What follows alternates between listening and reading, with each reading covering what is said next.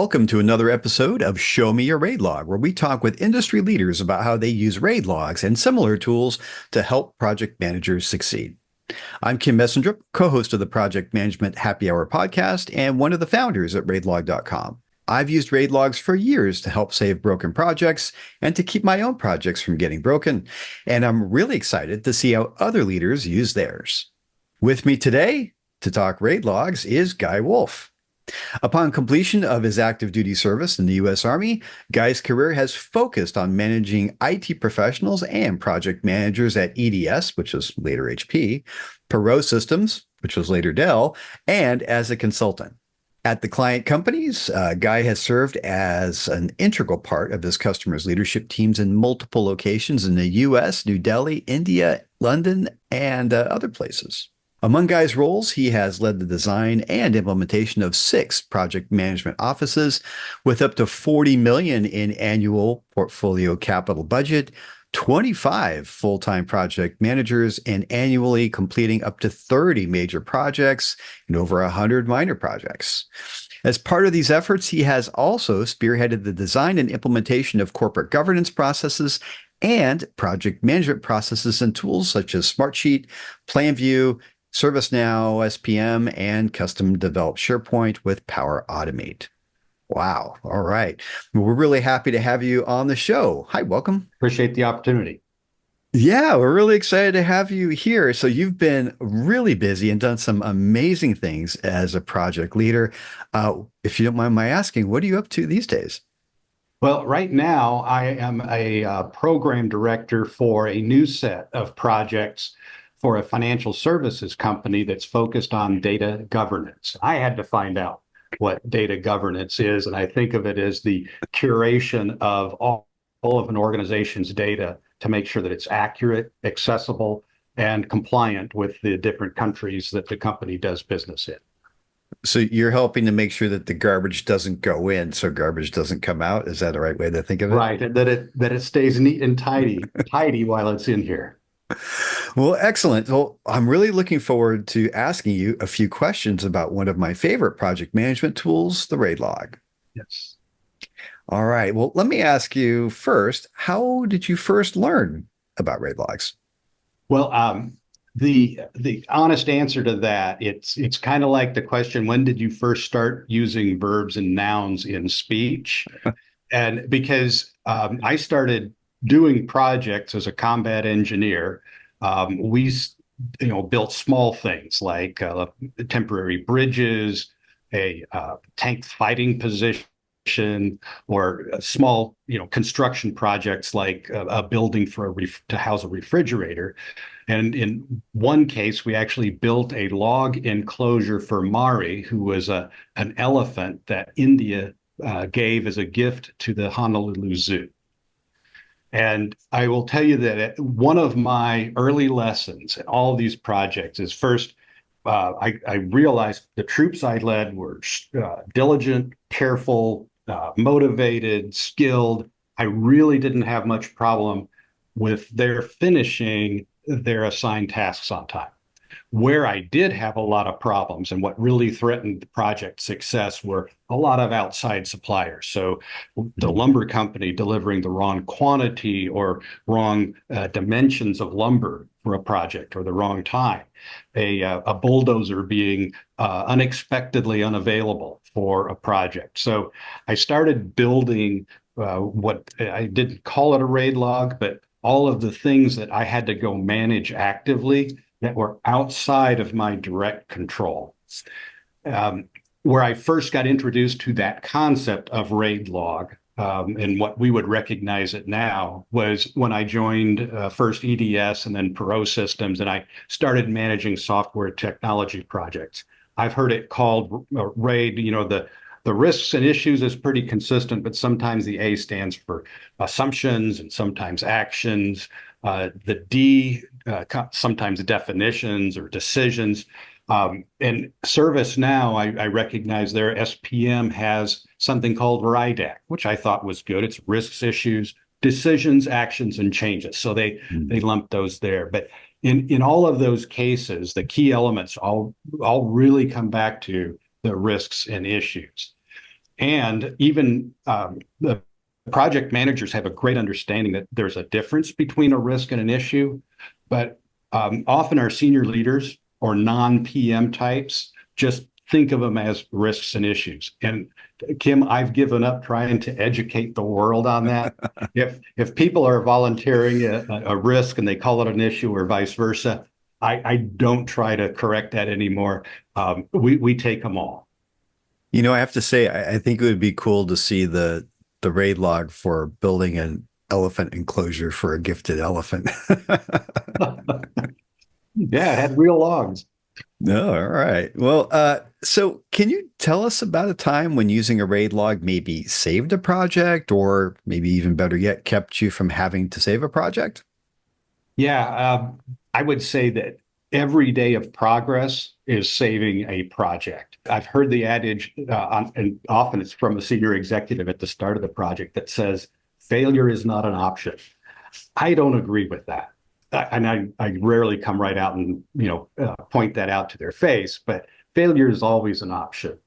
And if we're not thinking that it is, then we tend to ignore that discipline of going through and finding out what risks, what issues that we should deal with. It makes us ignorant, willfully ignorant, I think. One instance, though, that this question prompts me to recall is we were rolling out a new governance process as one of the PMOs that I led. And we had really positive people. We're just going to do this. It's going to be great. This new project intake and approval, we're going to just knock it out of the park. It was rah. And during that process, we did a risk identification, and there were no risks identified. No one was, no, we're not going to have any risks to this adoption of this. Well, what we did is we hypothetically said, let's do an after action review of the project after it has failed. We'll assume that this project failed, and let's start listing the reasons that it did. We can't say it is definitely successful. We're just putting ourselves in the future and saying, look back. And what we came to really is the primary cause for making it fail would have come from people not adopting. And these are the people that reported to the managers who were in the room and responsible for this. And the very act of going through that and publicly saying it out loud, creating the mitigation plans for that, greatly helped us in making that project work and avoiding exactly that risk, which is people wouldn't openly rebel. They just quietly not adopt. And it could have caused that project to fail. Of course, we can't go back in time and run the counter historical, but it really did get people thinking about what are the risks, how do we mitigate those? That was really interesting. So if I can restate that, you said, okay, well, let's put ourselves in the future. If this project were to fail, what do you think would have caused it? Yes. And then that seems really interesting. Do you think that worked because people were able to sort of separate themselves from it? I think you put your thumb on the pulse there. That did. It gave them the freedom to state things that are fictional and then develop a plan around those versus I'm not going to be the first one to volunteer that my people won't follow that. That is a really great approach, Guy. Thank you for sharing it. That's why I love doing these shows, because I get to learn something from every one of them. So thank you. Sure. Although RAID logs can be really valuable, sometimes there can be aspects of them that we sometimes struggle with. And so can you share, any kind of pain points or challenges you've had in actually using your RAID logs? Yeah, and two actually pop into my mind, and I've always seen this on every project. And the first one is that project managers, well, people in general, just lack imagination in identifying risks. Trying to brainstorm with a blank sheet of paper or a blank wall for dry erase markers is really tough. PMs are under such time pressure that it's difficult to get in and really do that hard work. You know, the Daniel Kahneman book, Thinking Fast and Slow, he talks about level one thinking. That's the more automatic things we do. And level two is the really tough, deliberate cognitive process.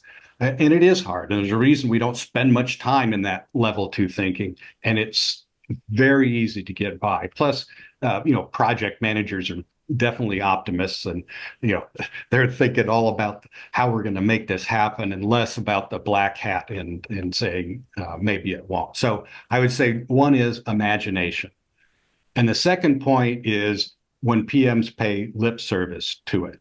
And a funny story, I was in leading a PMO and implementing a new process for status reports, and I overheard a conversation between a senior project manager and someone who had just joined the team, helping them work their way through building the status report. And what I heard was the mentor saying, the status report we've got, you got two risks. There's two categories for risk, or two line items, and there's two line items for issues, because we had to fit all of this status report onto one page. And he was diligent in telling them, make sure you have two of each. Because if you have one or none, the leadership, when they see that, are going to ask, how could that be? Why is your project so blessed? And they'll really drill into you. But they'll never ask you, what's the third risk or the fourth issue? So I realized, well, people will pay lip service to it as a check the box, I've got it, versus using it as a tool. And so I would say the imagination and lip service are probably the biggest pain points I have with it. Wow. So I'm just kind of curious from a leadership perspective, how do you, having moved on from that and being a leader, do you have any methods for checking in with your PMs to see if they have more than two? Well, yes, because status reports, number one, I will say I'm not a huge fan of status reports. If you want to know what the status is, go look at the publicly available documentation about the project as of right now, or the last time it was updated. But it is going in and talking with each of the project managers and helping them delve into what are the real risks and issues that are impacting their project. And a pro forma response, they'll find out soon enough. Yeah. All righty. So I'm really curious. What are your thoughts around how AI may impact or is already impacting project management, maybe particularly around RAID management? Yeah, I think there are two, and one of them I've used. In fact, I used RAIDLOG to help me with one of them, and that is the first draft of potential risks. And I like I said before, PMs are optimists, and it's hard coming up with that first draft. The blind spot we have is we just don't think about what could go wrong. But getting that first draft out is gold. It's valuable. Airplane pilots, they use this checklist before takeoff. They're not learning how to fly an airplane based on that checklist, but it's found that if they have those, they can identify and prevent the most likely causes of failure in advance.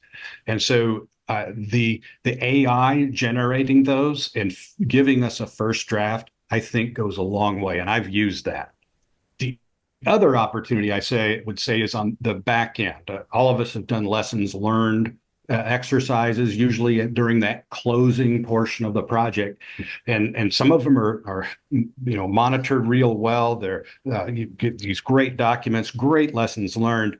But then I get this image, if you've seen Indiana Jones and the Raiders of the Lost Ark, at the end of that movie, the Ark of the Covenant gets stored away in this giant government warehouse. And the implication is never to be seen again. Well, putting the lessons learned document, putting that out on the SharePoint dutifully, exactly where it's supposed to be, sits there and nobody gets to it. And so I think where AI can deliver, I haven't used it yet this way, but where I think it can is to go and cultivate those lessons learned and match that up to the type of project that somebody is about to undertake. and help them identify and manage the risks and issues on their project that look a lot like somebody who's come across those before. Well, I have good news at RAIDLOG. We plan on launching that in beta in Q4 of 2024. So uh, we'll have to get you on our beta for that. And if you're listening to this and it's past Q4 2024, then we might have something for you.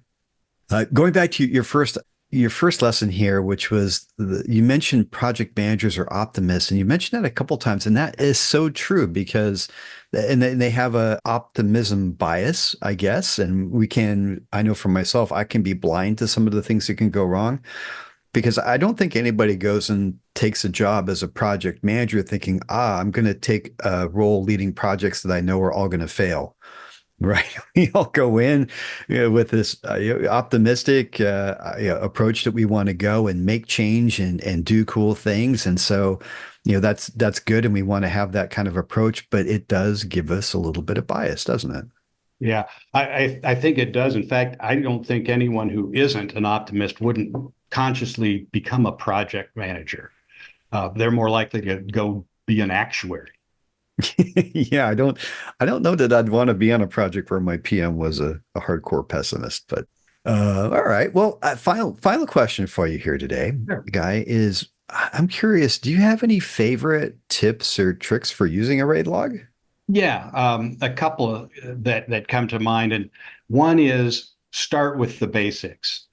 The PM's job and why they would use this tool is to provoke an action that helps get the project done successfully.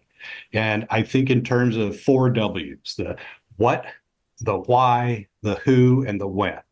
And it's real simple. What is the issue or risk? Why is it important? Or is it important? Do we need to manage it? Who has the next very specific step to either resolve that or build a mitigation plan, but get very concrete with that? And then when does it need to be done by? We're all dates driven. And so if we can start with those 4 elements, I think that helps us. That's basic. And then add features that RAID logs have, like percentages or weights and those kinds of nice things that tools like RAID log has. Those can be layered on. But if you come out with the full-fledged, out of the box, we're going to do all of these features, likely to get very poor adoption. I think of it, someone who's a very young piano player, you don't assign them Rachmaninoff Piano Concerto No. 3, even though they're playing all the same notes that a pianist would play. They have to learn them and mature into that. And it's the same way as organizations get used to maturing any kind of process, and RAID management is part of that. Right. So we don't say, welcome to Project Management Day 1. Today we're doing Monte Carlo statistical analysis, P50. Let's go. Yeah. You're not going to get it. There's an old Army adage about, and I forget who the quote was, but it's better to have a pretty good plan that everyone understands and can execute than having Napoleon shoved up, parts as you hit the landing zone. And it's a pretty graphic representation of the difference between those two. So the second one, maybe these are both my favorites, is show and tell. I've been to meetings where people talk about the risks and issues, but there's nothing showing on the screen. There's no register that we can go and consult, and we forget easily. If we don't hold ourselves in this discipline, then people do forget. I've been in meetings where we registered a risk, and 3 or 4 weeks later, someone asks, why do we even have that on there? And one of the times the guy says, oh yeah, I brought that up. Never mind. That's not a risk. We don't need it. Or, yeah, I need to do something about that. So it's the visibility, the publication of the data. And I don't mean publication like sending it out on an email, but everyone can see it. I totally agree. Yeah. Bringing it up, sharing it, using that as the topic of discussion. I mean, honestly, whatever you've got, even if you've got Excel and you've not made it to RAIDLOG yet, use something to capture those and drive that dialogue. 100%. Yeah, good point, Kim. I've often started right there with Excel, with those four, and later on, tool comes in. Well, the knowledge, the habits that you can easily translate if you have it started. Yeah, and I've also been in those meetings where we come together and a topic comes up and we think, didn't we make a decision on this like a month or so ago? And nobody can remember. We start searching the Outlook and yeah. Yeah, I've been. Maybe we're in the same meetings. Yeah, maybe we're there. I wish I could check my meeting minutes, but back then I wasn't tracking that so well.